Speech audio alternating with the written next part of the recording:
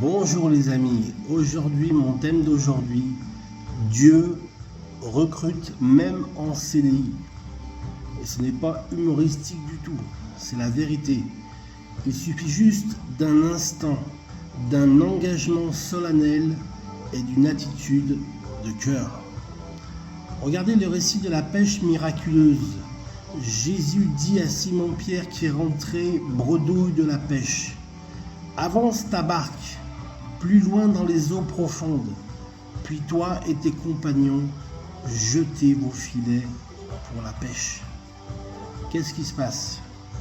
Simon-Pierre répond: ô maître, nous avons pêché dur toute la nuit sans rien prendre.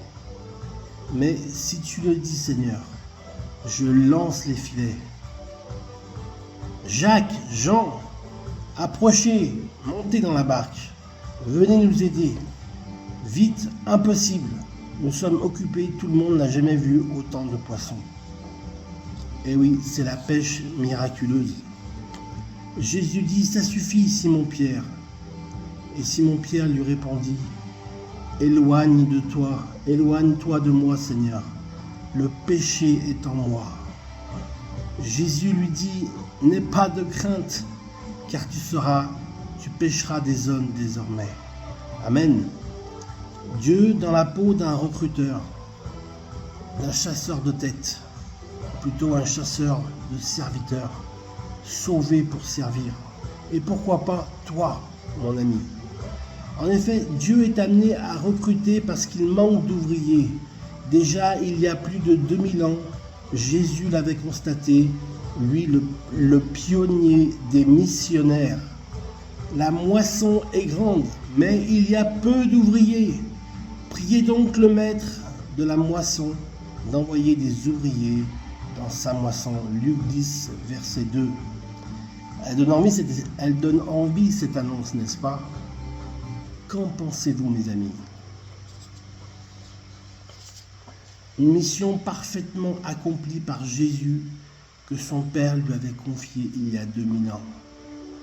La compassion illimitée de Jésus l'a conduit à bénir, sans cesse bénir encore et encore.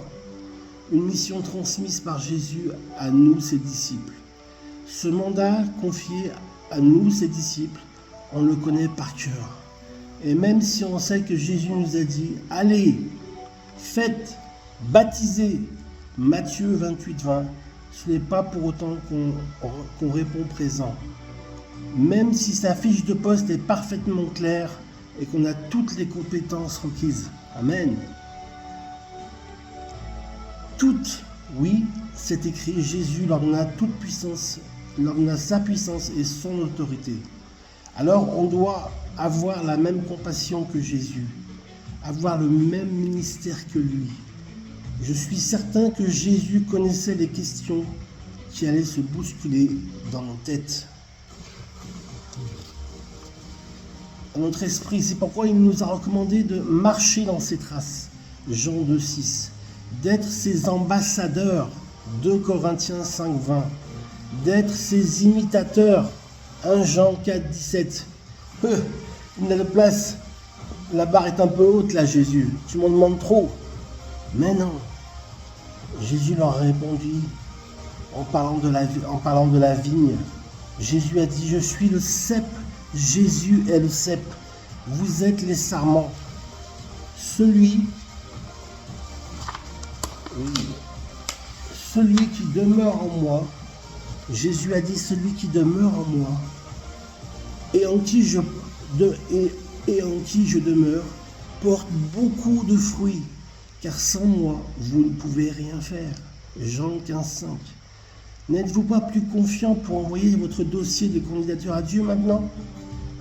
Oui, la pression est retombée d'un coup, n'est-ce pas? Mais non, rien ne nous empêche d'envoyer dès maintenant notre dossier de candidature à Dieu dans le secret de notre cœur et dans le secret de notre chambre. Car c'est un engagement personnel. Car Dieu a dit: j'ai choisi les choses faibles du monde pour confondre les fortes. Et Dieu a choisi les choses viles du monde et les plus méprisées, même celles qui ne sont point, pour anéantir celles qui sont, afin que personne ne se glorifie devant lui. Mes amis, écoutez bien, Marc 2, 16. Les scribes et les pharisiens, voyant manger avec les publicains et les gens de mauvaise vie, Jésus dirent aux disciples de Jésus, « Mais pourquoi mange-t-il et boit-il avec les publicains et les gens de mauvaise vie ?» Ce que Jésus ayant entendu, il leur répondit, « Ce ne sont pas ceux qui se portent bien qui ont besoin de médecins. » Écoutez bien, ce ne sont pas ceux qui se portent bien qui ont besoin de médecins, mais les malades. Je ne suis pas venu appeler des justes, mais des pécheurs. Et il nous veut que nous soyons des pécheurs d'hommes à notre tour, comme lui l'a été. Alors si tu crois dans ton cœur, mon ami, que Jésus vient te chercher là où tu en es, il frappe à la porte de ton cœur, non pour te juger, mais pour te sauver.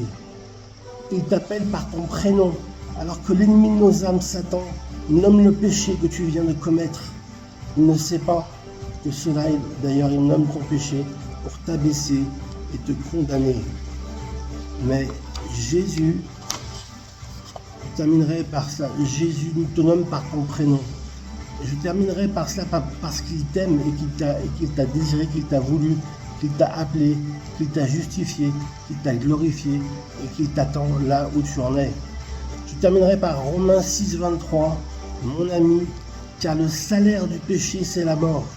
Mais le don gratuit, free, it's free, c'est gratuit, le don gratuit de Dieu, c'est la vie éternelle en Jésus-Christ, notre Seigneur. Amen. Alors, mon ami, aspire et postule aux dons les meilleurs. Il y a de la place pour tout le monde dans l'Église, dans le service pour le royaume de Dieu, pour attirer des âmes à Christ, car c'est notre seul but, apporter l'Évangile et être des ouvriers dans la belle moisson qui s'annonce. Que ta vie le glorifie, qu'elle glorifie Dieu en tout lieu et en toutes circonstances. C'est ma prière. Que Dieu te bénisse, mon ami. Amen.